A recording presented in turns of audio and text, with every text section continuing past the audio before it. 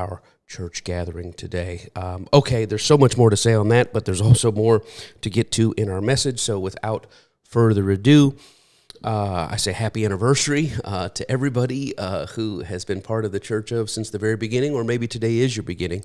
But I am Michael T. Smith. This is the Church of, and here is your message for the week of April 27, 2025. We are moving through our series, making progress now on What About Your Funeral, talking about the end of your life, backing up how we want to live, how we want to be seated in the world, how we want to be known in the world at the end of our lives, and backing that up to where we live today. And we've asked questions. If we're asking about our funeral, then we're considering what about our soul, or what about the sin that we have in our lives? And we've answered that. What about our striving and our success? What about our season? What about our sight, our seeing?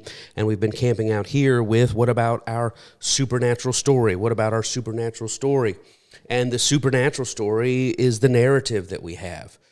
It is the story of our lives. It is the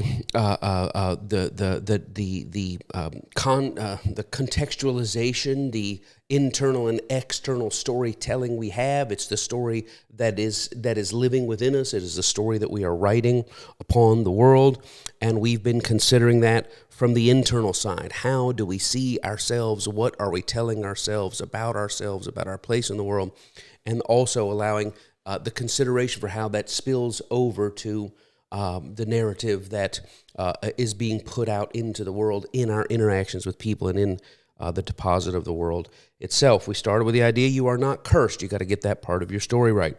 Last week, we dealt with thought B, you cannot justify your whole life, so stop trying. And today we move forward now with a new thing here, and that is this, that you are likely already great enough. You are likely already great enough. Your supernatural story, internal narrative, first thing I want to tell you, I want you to start telling yourself, I am not cursed. Second thing I want you to start telling yourself is, I can't justify my whole life, so I'm going to stop trying. The third internal narrative that I want you to start telling yourself is, I'm likely already great enough. Now we take now some notes as I go through this and impart this to you today. Capture what you can capture and do the replay for the rest. But here it is. Greatness is a fleeting concept. Greatness is a fleeting concept. The idea that somebody is great, that I'm going to be great. Well, I just thought in my life I would be great by now. I thought I would have done something great or made something great, or, maybe that's you in your 50s, 60s, 70s. Others of you may be sitting there saying, I know I'm going to be great one day. But greatness itself is a fleeting concept. And using greatness, this idea, this concept of greatness, it's not a very useful metric in answering the question, did my life count? Right? So kind of these intertwining and derivative thoughts of, okay, did my life count? If you're saying, well, was I great? Did I do great? Did I become great? Asking the greatness question is not very useful in answering the did my life count question. Those are two different questions, but when you confuse them, when you merge them together, when you conflate them, you can end up with a counterproductive internal narrative. Did my life count? Well, did my life count? You can't ask, was I great? Or was I great? Therefore, did my life count? Why? Because greatness is a fleeting concept. Now, we all know Brother Seinfeld, right? He's told us there's a thin line between sucks and great, he says, he tells the famous story about you're eating ice cream and it's wonderful and it's awesome and everything's great. Then you drop it on the ground and it's like, man, that sucks. But then when you move from the great to the sucks, you see your ice cream on the ground. And what do you say? You don't say it sucks. You say, oh, great. I mean, so greatness and sucking are these thin things. I'll tell you this. Let it be said here that fame and infamy are close cousins. Right? I mean, greatness is a fleeting concept. It's not very useful in answering the question, did my life count? There's a thin line between things that suck and things that great, and fame and infamy are close cousins. Fame, I want to be known, I want to be famous. Well, you get out there and you be famous, but being famous and being infamous are close cousins, right? The critical spotlight brought about by fame is almost always bringing in the ladder of the infamy, right? So I say, what do you mean infamy? Of course, you remember Three Amigos, the infamous El Guapo, right? They got a thing, and they say, man, infamous. And he says, what does infamous? He says, well, there's famous, and then there's infamous. It means more than famous, right? So I want to be great. Greatness is a fleeting concept. Well, I just thought my life would count. You can't evaluate your life count by looking at greatness. The great and sucks are right next to each other. Fame and infamy are close cousins, and pursuing or seeking to be great and to be famous and to be known and to make a big splash and to make things count. These can be subversive pursuits, and they can actually wage war against your contentment, wage war against your self-narrative and the supernatural story that you're seeing, internally and externally. So you cannot justify every part of your life, right? We talked about that. So stop trying to say I was always great, I was always right, I was always pure, I was always the good person in the conflict, I was always the innocent. Stop trying to do that. But here's another idea, that all those notable, noteworthy people that we're taught to esteem, those famous, those great people that we're taught to esteem, when you say, I thought my life would be great, who are you imagining in that? Great like who? Great like how?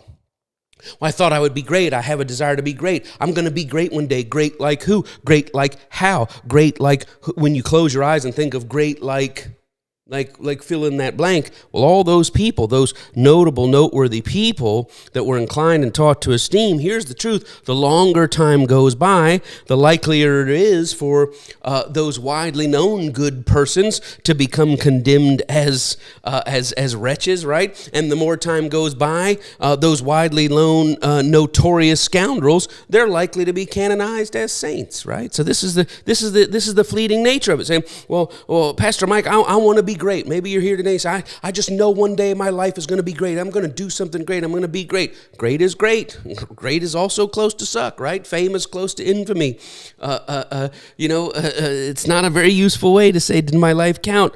But every person you would close your eyes and say, I want to be great like him or like her, or like every person you close your eyes and say you want to be like, those notable, noteworthy people that we're inclined and taught to esteem, they themselves, the more time goes on, those widely known good persons, there's a chance that one day their star will diminish. It will dim. Why? Because the more searing the light that comes by fame and by greatness, the more likely that fame is to turn a little, to a patina of infamy will come on it, right? So I want to be great like so-and-so. Given enough time, they may not be as great as you think. Or, I certainly don't want to be known like so-and-so. Give it enough time, and they might be canonized, right? These notable, widely known good persons become condemned as wretches, and these notorious scoundrels get lifted up to, sainthood. This is the fleeting nature of greatness.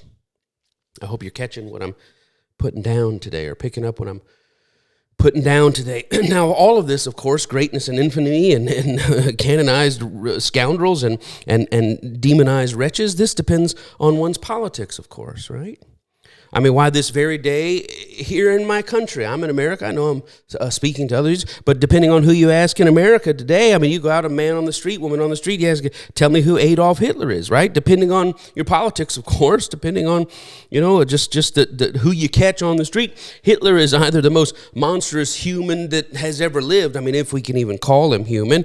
He's the reincarnation of that dirty coward Judas Iscariot, Judas of Nazareth, right? Or maybe he's just the lowest form of evil in our modern times, absecting, of course, those evil people who put their pronouns in their Twitter bio. I don't mean they're evil like that. I don't mean to Dead name Twitter there, but Hitler is this awful, evil, terrible person who may have had something to do with the invention of the modern highways. And when you talk to people out there, you say, well, did he do anything good? I mean, I think he did something for the highways, but look, he's the awful of the awful. But I tell you, walk a half a block down the road and you ask somebody else, there are certainly others who say, no, he was brilliant, misunderstood, person. He was a populist, a patriotic unifier.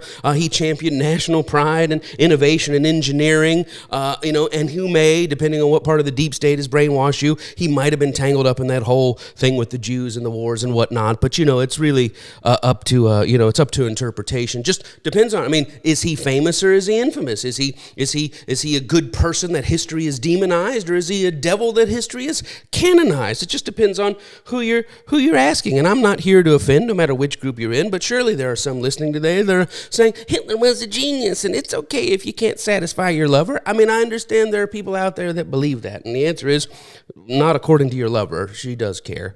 But secondly, no, Hitler was a dumbass, and I think everybody knows that. He's the patron saint of dumbassery, philosophically, intellectually, theologically, and apparently sexually stunted, right? He did not understand the assignment nor how to engage with the material.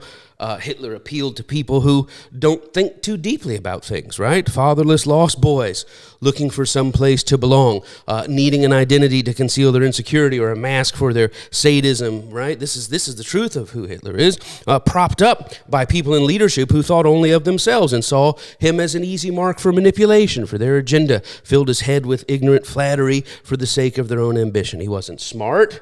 Hitler was cunning, but foxes are cunning, but apes and orcas are smart, right? They're intelligent, and that's why the intelligent, right, the true thinker lives on, right? Although with this recent rise in revisionist nonsense, right, we may have to dust off the gallows. It seems like that comes around every now and then, but please know that at the time he was great, and then he was evil, and then now he's Maha, right? We're making Hitler great again, or whatever it is,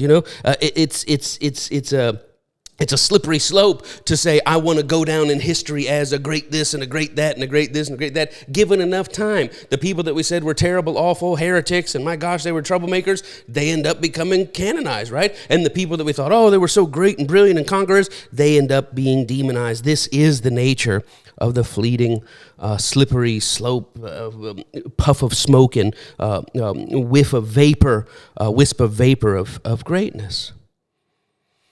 Popular adoration and popular disdain are applied willy-nilly. Public adoration and popular disdain are applied willy-nilly with historicities, right? Shifting moods. We can confer public adoration. We can convey popular disdain. In one era, vox populi, right? The voice of the people. Vox populi, vox Dei, right? We can say, you're great or you're awful just based on the voice of the people is the voice of God. But we can withdraw that, right? In the next era, by the madding crowd and their ignoble strivings, we can say one day, oh my gosh, he's the greatest in the world. I mean, just think of all the celebrities. Think of all the idols. Think of the 80s idols, a model of this is the person you want to be. This is the father you want to be. This is the husband you want to be. This is the citizen you want to be. And my gosh, in just a few short decades, blah, blah, blah. How awful, how awful, how awful. I'm telling you, you're probably likely already great enough. And this narrative of, I thought I would be something by now, is in fact probably not a healthy narrative upon which to carve your own life story or to seek out to carve your path. Inventions and their inventors that modernize our lives, but also can ruin the very world that we live in. Tycoons and titans tread the common man out in the winepress of the Babylon system, right? And only later do they put churches and universities and cultural centers with their names on it to try to get the common man to come to it and make him a slave of the trafficking and also a twofold child of their religio-political hell, right? So I'm going to invent something that's going to destroy people. I'm going to invent something that's going to make me wealthy. I'm going to invent something that's going to suck the soul out of people, and then I'll build a church and a university that will propagate the necessity of what I've invented, and people will become disciples to it because I have enough power to do that. So this is a great person. Maybe they were great, or maybe they were just famous or infamous, or maybe they're a wretch, or maybe they're a scoundrel, or maybe they're a saint. Greatness is a difficult thing to grab hold of. You catch it. It's like trying to catch the wind, and it's gone. And yet nearly every nation on earth is striving to elevate their populations by capitalist principles by any means necessary. I'm not against capitalist principles. It has risen the world, right? It has lifted the world for the first time in the history of the world. More people are of the middle class with secure access to housing and hygiene for the first time. And that has come about by capitalist principles, right? And so we have done that by any means necessary, only for many now in those same capitalist worlds to question the loss of meaning in their lives. But why? Because we finally laid hold of what we wanted and it was empty. So was it great that we got to this place, or does it suck that we got to this place? It's a very thin line between the two. And people say, all right, well, fine, I don't want to be great. I just want to be rich, right? I mean, surely if I can't be great, maybe you're right, Pastor Mike, about fame and infamy. Maybe I don't even want to be really known, but I sure would like to have the money. And I tend to agree. I will tell you this: I've been rich, I've been poor. I'm not rich nor poor now, but I will tell you this. Hanging by a thread here. I mean, I'm hanging by a thread. That's all right. God will figure it out. God will sort it out. I've been rich, I've been poor, and I can tell you that having is better than not having. I will tell you that. 100%. Having an option, having a choice, having a hamburger helper with the hamburger, right? That is a blessing. Can you survive on hamburger helper? Can you do ramen with no seasoning pack? Of course you can, and you can be happy. But when you get a little bit of that flavor, it makes all the difference. One of my favorite movies is Tombstone.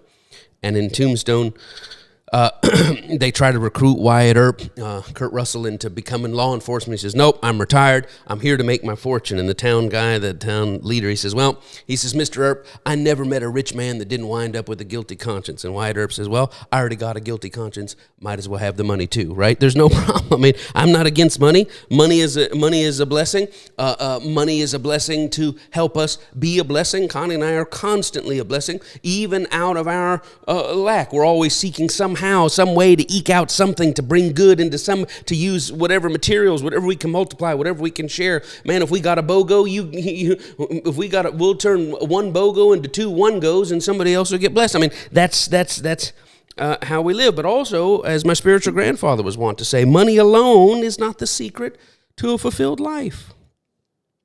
You got the guy at the bottom of the hill looking up at the mansion, and he just thinks about it. He says, oh, man, I wish I could be that guy. He goes where he wants. He buys what he wants. He eats what he wants. House full of servants. Man, I'd give anything to have his life. Fully ignorant that the guy at the top of the hill is looking down at the guy at the bottom of the hill saying, and the guy at the top of the hill, his stomach's so torn up with ulcers, he's just surviving off buttermilk and crackers, looking down there and says, well, that guy, I tell you, he doesn't have much, but at least nobody's trying to take it from him, right? So it's this inverted idea. Well, I got all this, but my life sure was simpler then. But when you're in the grind, it's like, man, if I just didn't have these problems, it's a thin line, not only between fame and infamy, between sucks and great, but between the joys of wealth and the burden of wealth.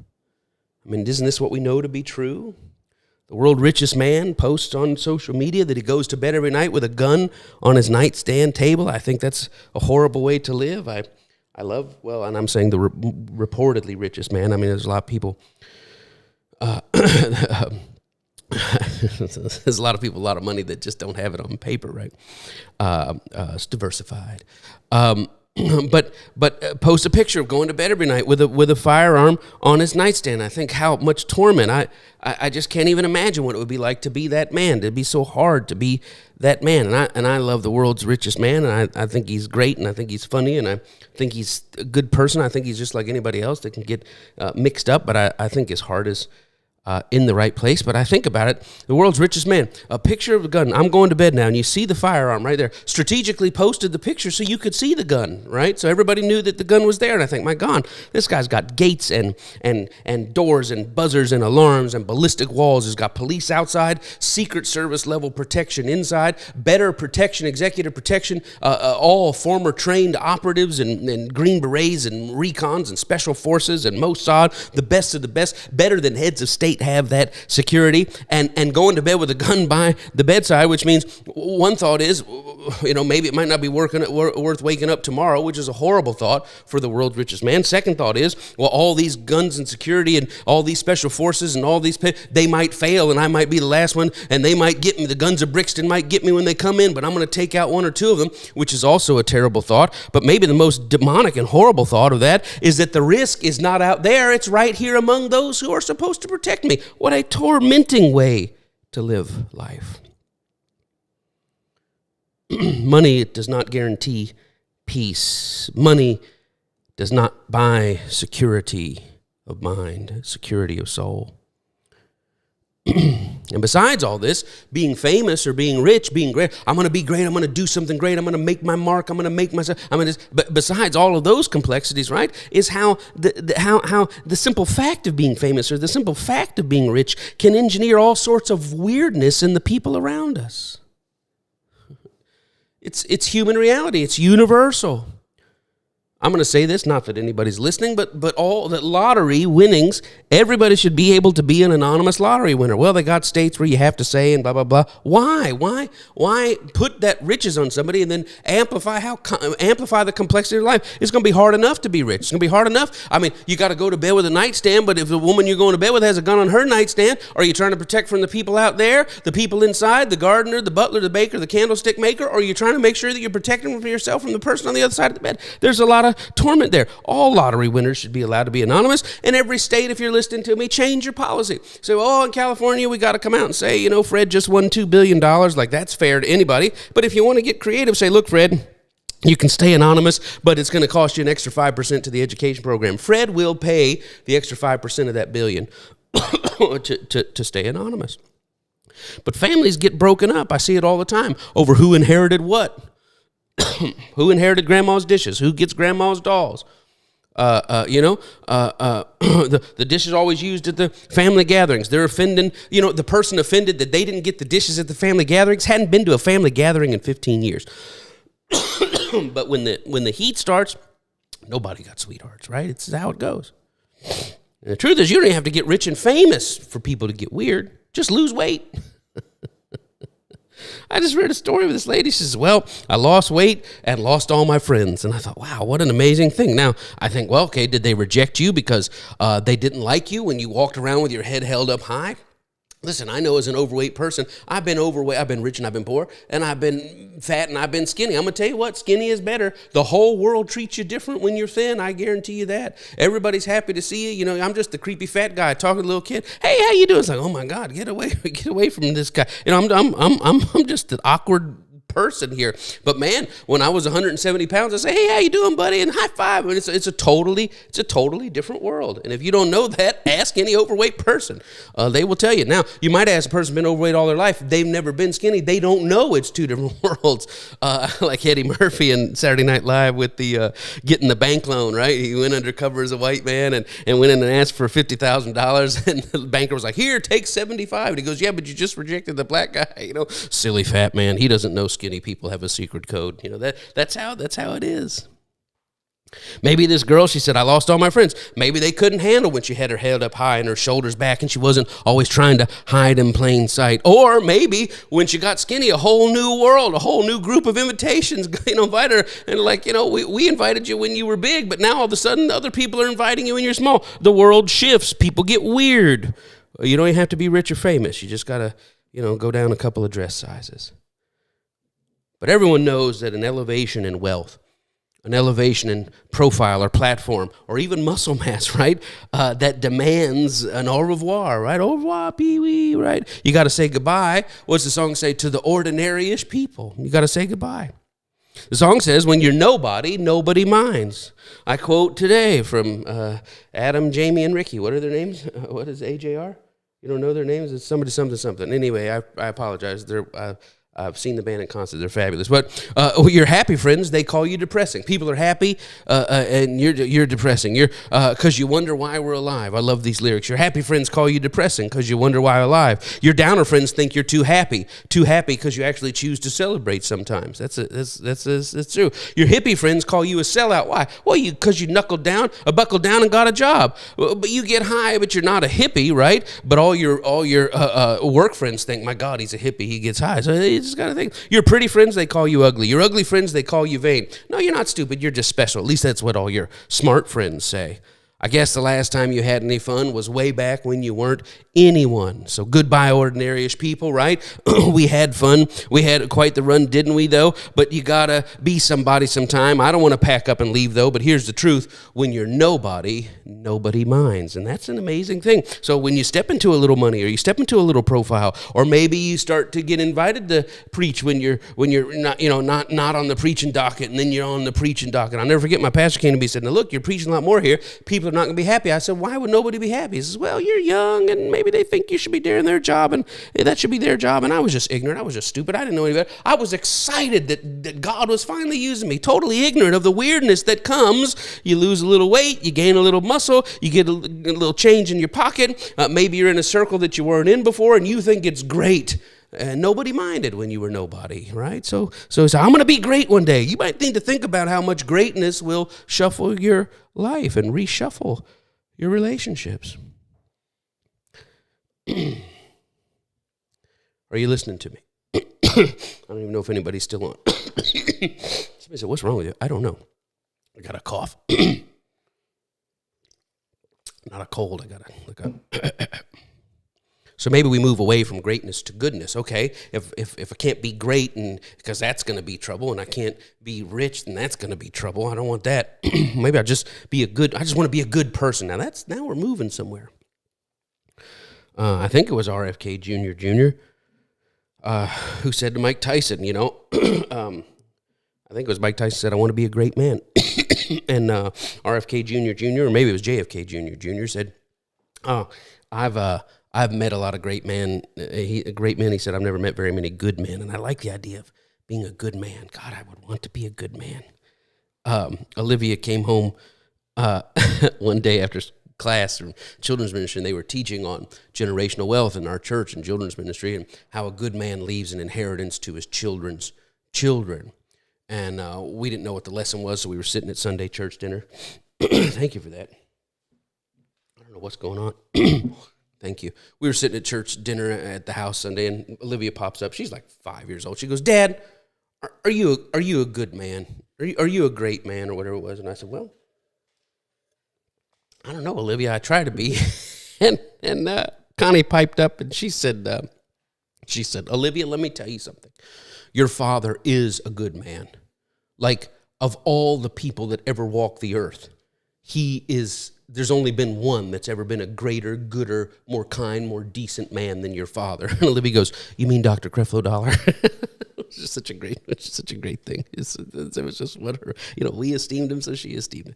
And what she meant was, I said, what do you mean am I a great man? And she says, well, I want to know, she says, did you leave a inheritance for me and Mikey and our children? I was like, oh, a good man leaves an inheritance for his children's children. I want to be a good man. And at the time she asked, I said, actually, I have. Well, as my mother-in-law told me, she was traveling around. She was going on this cruise and that cruise. I said, Mom, are you spending all our money? The kids want to know. She said, no, Mike, I'm just spending your money. She said, everybody else will have money when I die, just not you. So, but Barnabas, right? Acts chapter 11. Barnabas was a good man and full of faith and of the Holy Spirit. But also Barnabas, Acts chapter 15, has such a fallout with Paul that they go their separate ways and never speak to each other again.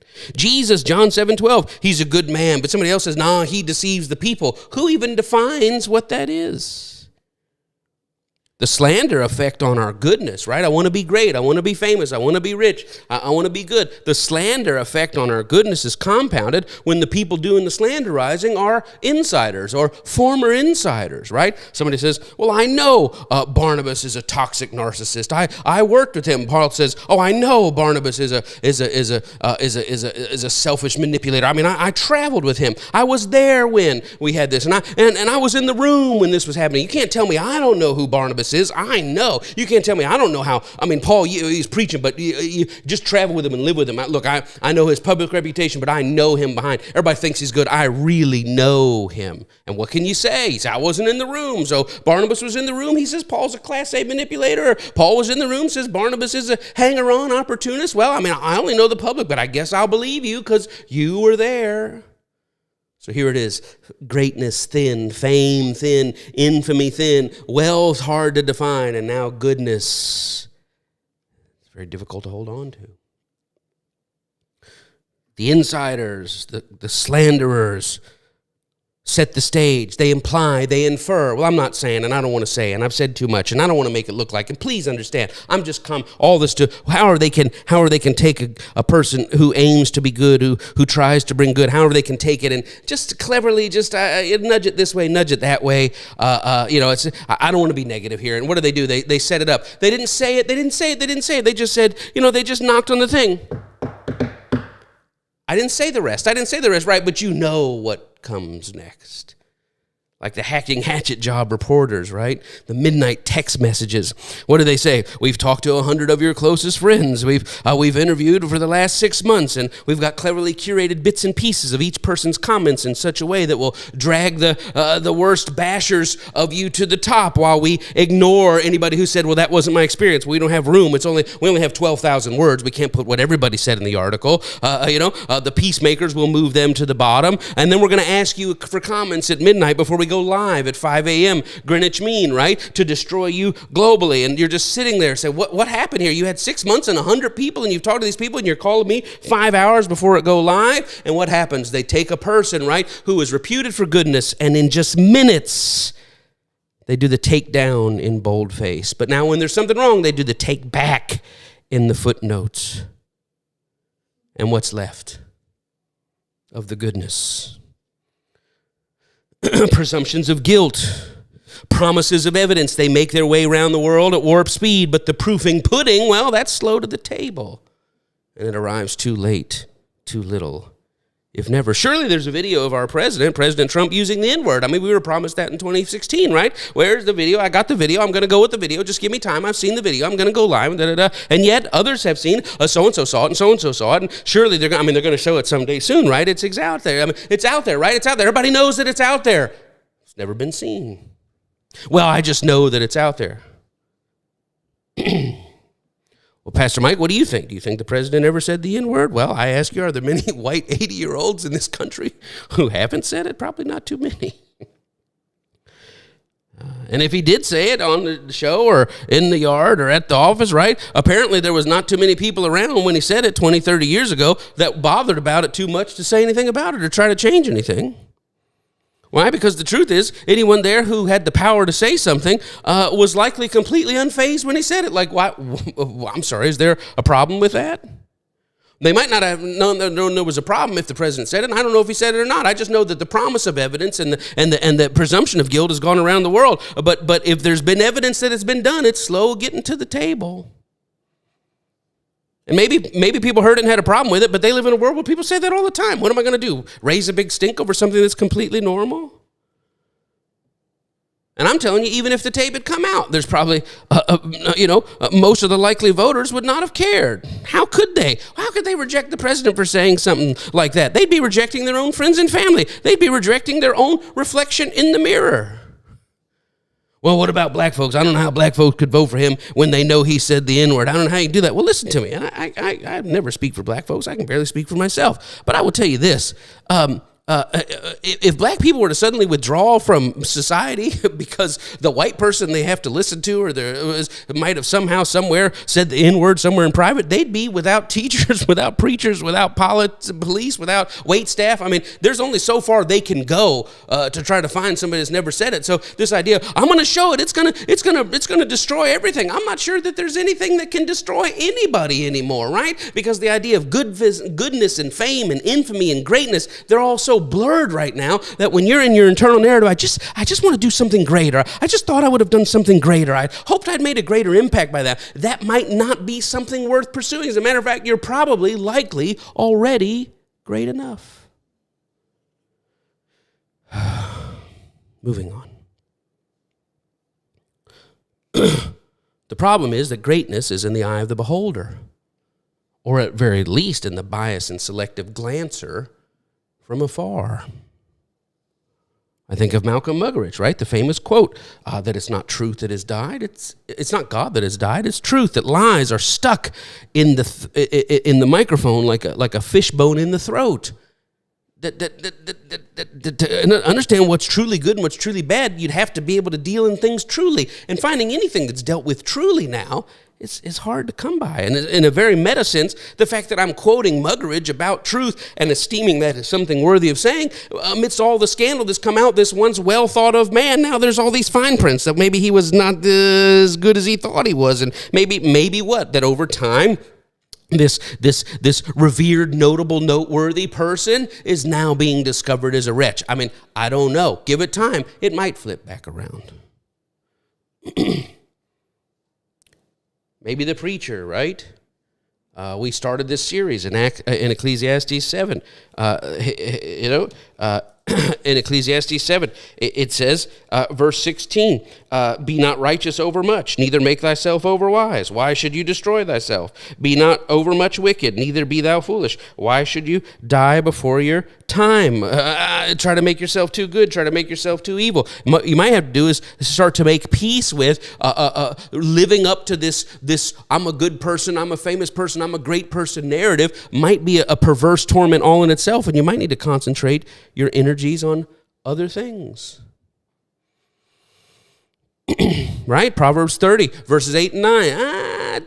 Gotta watch out. Too much money, too little money. You get too much money, you might start trusting in yourself. You get too little money, you might start exploiting people and stealing to get. I mean, what are we really after here? Sometimes we're pursuing greatness and wealth and fame, and it's really undermining and subverting the very beauty of the life of peace well lived that God is looking for us and wanting us to lay hold of.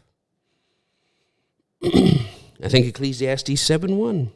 A good name is better to be chosen than precious ointment. It's funny to me that Solomon would say that, right? Again, a very meta thing. He's like, well, a good reputation is better than material wealth. And yet when you read the fine print of Solomon's life, I mean, is he just depending on you, he's either the wisest person that ever lived, but if you read the fine print, it did kind of get a little sketchy there at the end. I once floated the idea about opening up our marriage. I said, we ought to open up our marriage. She said, what do you mean open up? I said, I don't know, expand the bullpen, get a couple extra ladies around here. And boy, she was gobsmacked at that. She's like, you're a man of God. How could you say that? I said, exactly. Think about it, right? Abraham and Jacob and Moses and David, all the goats, right? All had more than one lady around. She's like, well, I noticed you left out Solomon. It says that all those women led him to turn his back on God. I said, no, it's not what it says. It says all those women worship false gods and turned his heart after those false gods, which clearly means that God doesn't care how many ladies you have as long as they're nice Jewish girls. I think this is obvious. She was not amused. She was not amused.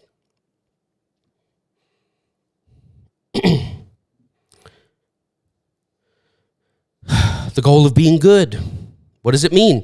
If by being good you mean entirely morally circumspect and aligned, none of us are entirely morally aligned. I mean, if you're protesting about capitalism on an iPhone, I mean, we've got to stop these capitalist pigs exploiting the human capital for the sake of that. I mean, you're all, but we all are, right? Point B, none of us can justify our lives. But if by being good you mean increasing your humble and gracious and compassionate embrace of the world, right? If by being good you mean I am going to labor to increase my humble, compassionate, gracious embrace of the world, if I am going to accommodate the world's fallibility, even in the face of my fallibility, and extend grace to myself, and that grace that I extend to myself, I point humbly, compassionately, and graciously towards the world. Now you might be in a worthwhile pursuit. Maybe being great isn't a pursuit. Maybe being famous isn't a pursuit. Maybe being rich is not a great pursuit. Maybe saying I'm a good person to try to defend that I've got a good reputation. Maybe that's not, but maybe purposing to increase your humble, compassionate, gracious embrace of the world, accommodating their fallibility by coming to full grips with your own fallibility. Now we might be on our way to something. As we bring this to a close, when I was young in ministry, I was idealistic about the way people should be. Everything fit. The word says this, you should do this, and if you're not doing this, da-da-da. I mean, but in these 37 years of walking beside people, of sitting with them in their humanity, messy and multiplexed as it is, 37 years, I've learned that everyone has a story, right? I've learned that everyone has a shame. I've learned that everyone has a secret. I have learned that everyone has something they wish to take back, or something they wish to erase, or an Apple Z, right? A Command Z, undo, right? And everybody has something they wish they could take back, a shame, a secret they wish they could undo, but they can't. And I know that it eats at everyone.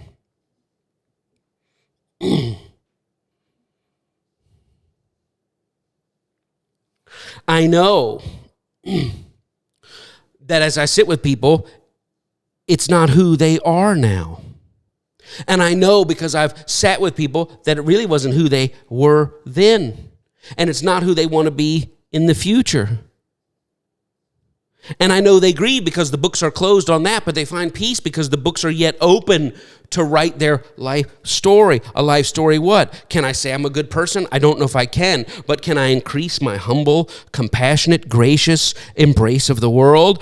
Can I accommodate the fallibility of the world by making peace with my own fallibility? Can I do that? Then I might not be able to go and undo a chapter from my past, but I might be able to write new chapters going forward. Now we're talking about a name. Well, and I don't know this. Listen to me. I don't understand that the world is messed up, or the world has its shame, or the world wishes for an undo, because I've sat with people over 37 years. I know it because I can see my own life in the mirror.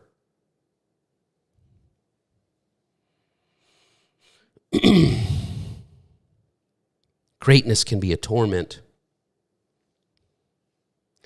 I know people who said, I did everything right so that I could be great.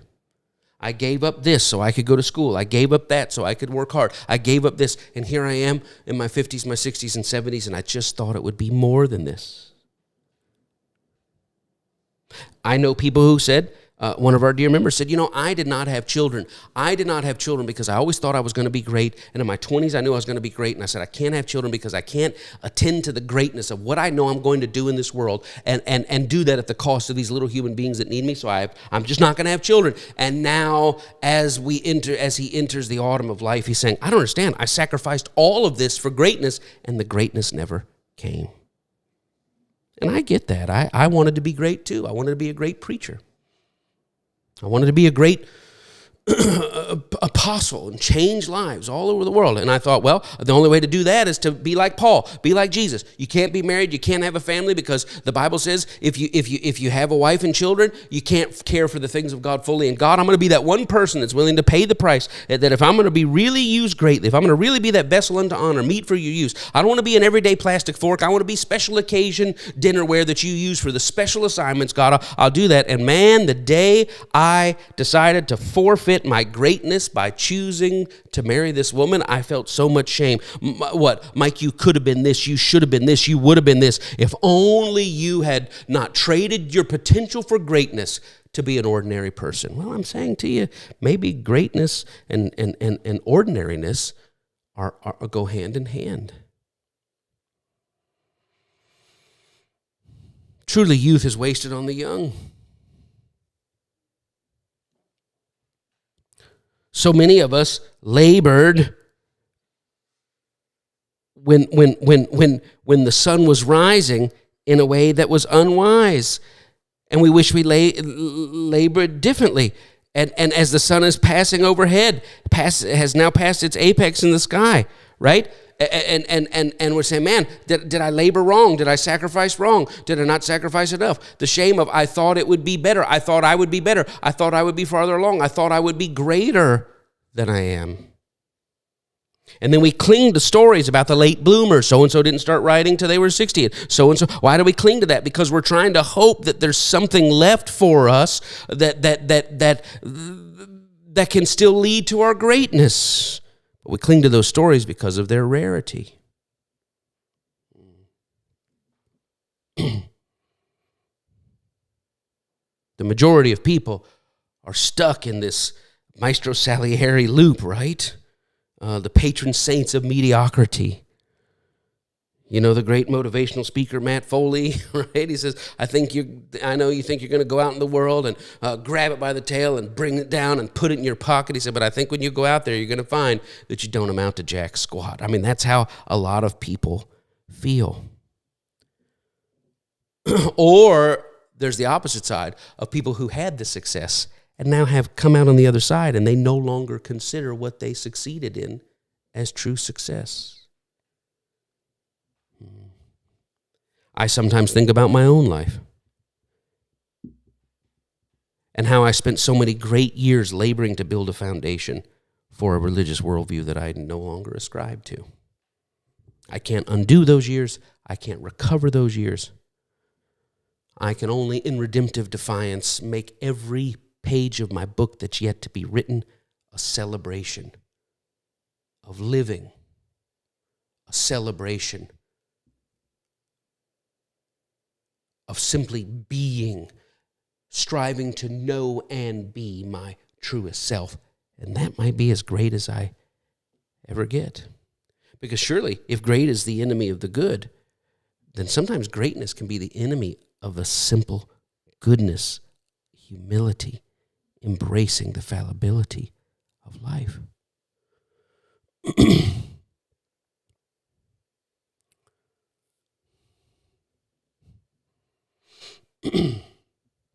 This speaks to a future part in this series, but I will tell you this, that when it comes to your circle at your funeral, when it comes to the service at your funeral, your true greatness is going to be revealed in the circle of people around you. The meaningful connections that you built, not with people who know you at a distance, but with people who, when you were your truest you, and they were their truest them, that you could sit together and share the journey of life.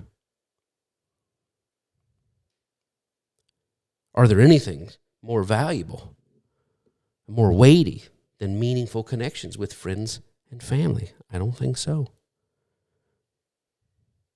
And when it comes to whether or not you're a good person, may this be said of you, that whoever thinks whatever out there, let it be that the people who know you closest say, you don't even know the half of how amazing of a woman she was, how amazing of a father, a mother, a husband, or wife.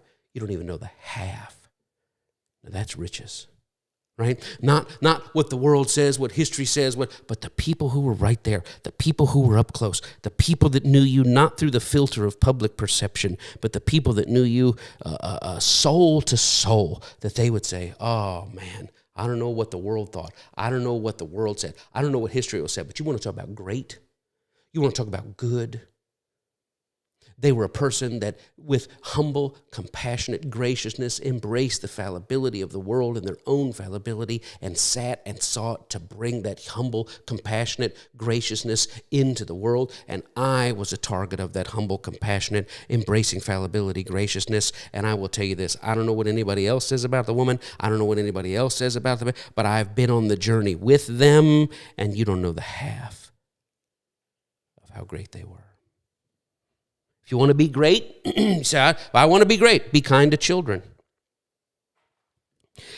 Even if people weren't kind to you as a kid, especially if people weren't kind to you as a kid, be kind to children. Even if you were unkind to children before you came into the light of life. You know, the false religious Christianity rides on the third rail of misery to children. But now that you're out of that, you're going to be kind to children. You want to be great? Be kind to children.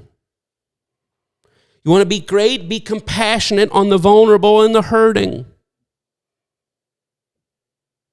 Be compassionate on the vulnerable and the hurting. You want to be great? Be kind to children. You want to be great? Be compassionate on the vulnerable and the hurting. Comfort them. Talk to them. Here's a big thing. Listen to them. You want to be great? I'm telling you how to be great. I can't tell you how to be world famous great. I can't tell you how to impact great. I thought I would have done something. I can't tell you that, but I can tell you how to be truly great. Truly great, be kind to children. Truly great, be compassionate on the vulnerable and the hurting. Comfort them. Talk to them. Listen to them. I'll tell you how to be truly great. Be present and supportive to those in your world. Be present and supportive to those in your world. You want to be great? Be kind to children. You want to be great? Be compassionate on the vulnerable and the suffering. You want to be great? Be present and supportive to those in your world. What do you mean in my world? I'll tell you the key. I'll give you the biggest key to life. I'm going to give it to you in 4 seconds. Listen, it's worth the price. I don't know how much you paid to get this service. I don't know how much the download cost, but however much you paid, this is worth all of it right here. How about this? Respect the starring role they each play in their own lives. God. I'm the star of my life, which means my wife is a supporting role. My children are a supporting role. I am the star of my own life, and I live my own life, and they're supporting roles. Guess what? Everyone is the star of their own lives, and if you want to be great, be present and supportive to those in your world. How? By respecting. Wait a minute, they're the star. I'm just a walk-on player. Let me be incredible supporting cast to their starring role in their own story. You want to be great? It's not the greatness that we think. I want to make an impact. It's not the impact that you think. You want to be famous? It's a thin line between that and infamous. You want to be good? You can't justify your whole life. You want to start being good? Okay, let me be good. Let me be compassionate, humble, and gracious towards the fallibility of the world and towards my own fallibility. Let me start right there. And now let me say, okay, I truly want to be great. I truly want to connect to that. Then start by developing meaningful relationships with those in your world, your circle. So what? I'm going to be kind to children. I'm going to be compassionate to the vulnerable and the hurting. I'm going to comfort. I'm going to talk. I'm going to listen. I'm going to be present and supportive to those in my world by respecting the starring roles they play in their own narrative. And finally, you want to be great? Learn to be generous of soul and substance. Generous of soul and substance. I don't care how little substance you have, you can be generous with it. But I'm going to tell you what, generosity of substance springs from generosity of soul. As a matter of fact, generosity of soul often creates a vacuum that gets filled for the capacity for generosity of substance.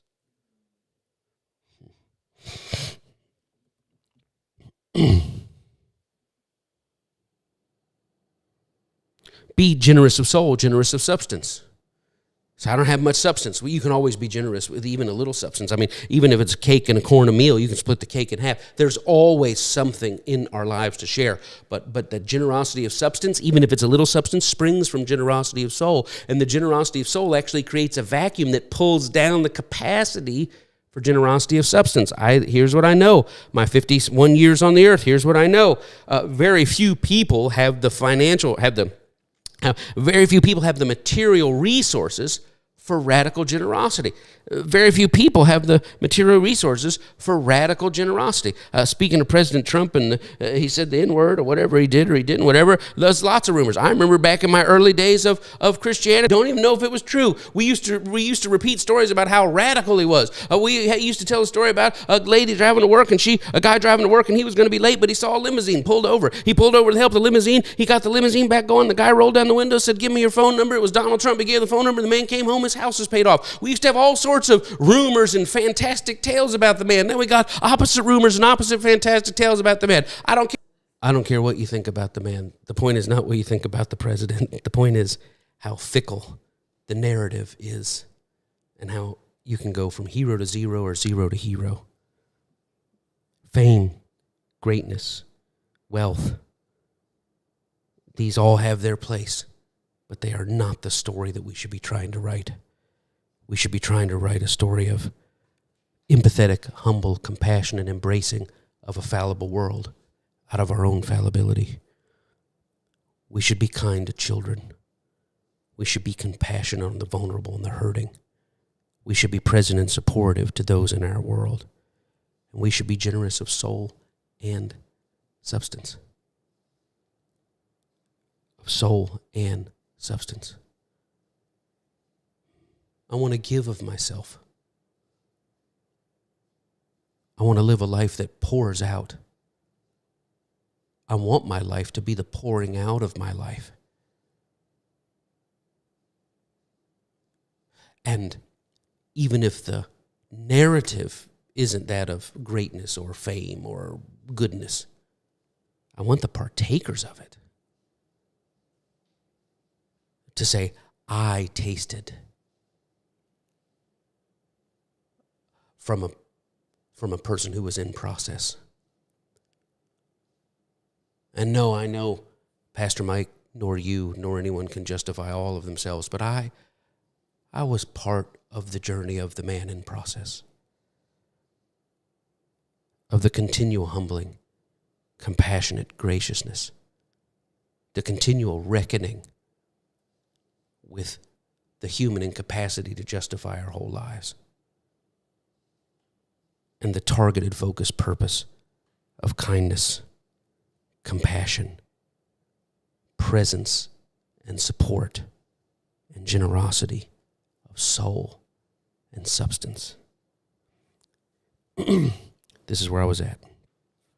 Few people in life have the material capacity for extravagant generosity.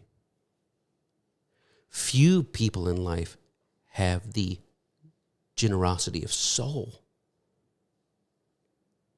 to be extravagantly generous. See, there's a few people that have the money, not very many. There's a few people that have the soul, not very many.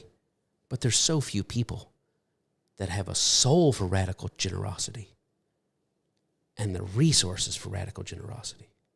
But I'm telling you, even if you don't have those resources, anchor yourself in the radical generosity of soul, and it will move you closer into those resources with which to express that soul. And that might be closer to the goodness that we are. The good story that we all should be trying to write. Okay, I think that's it. Sorry for the glitch. I don't know what happened, but technology is technology. Thankful for my family to help me recover. I think we made it 51 weeks and nothing. Or maybe we had a microphone issue one time. But here we are. God bless you so much. Listen, thank you for your support. If we are a blessing to you, if we've been a blessing to you today, except for the glitch, then thank you for being a blessing to our family. Only if you feel like, hey, you said something in the message that helped my journey. Then I thank you that if we blessed you a little, you bless us a little. If we blessed you a bunch, you be a blessing to us, because that is what I am putting out into the world, and I hope it's doing something for you. But beyond that, as we talked about, our church doesn't have steeples. It doesn't have buildings. It's a body empowered to go out and to bring active charity into the world, active, tangible compassion, embodied love into the world. And I thank you that you will live charitably. This is not a request. As your pastor, I'm instructing you. I'm guiding you in true religion. I'm saying this week, go out and find a way to ease suffering. Find a way to bring dignity.